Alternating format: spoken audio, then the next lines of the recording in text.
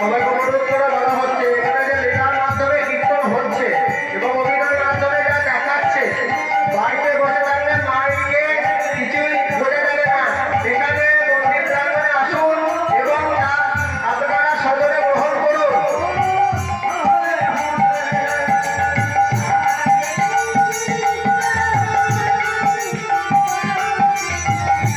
জয় জয় জয় Gour Hari.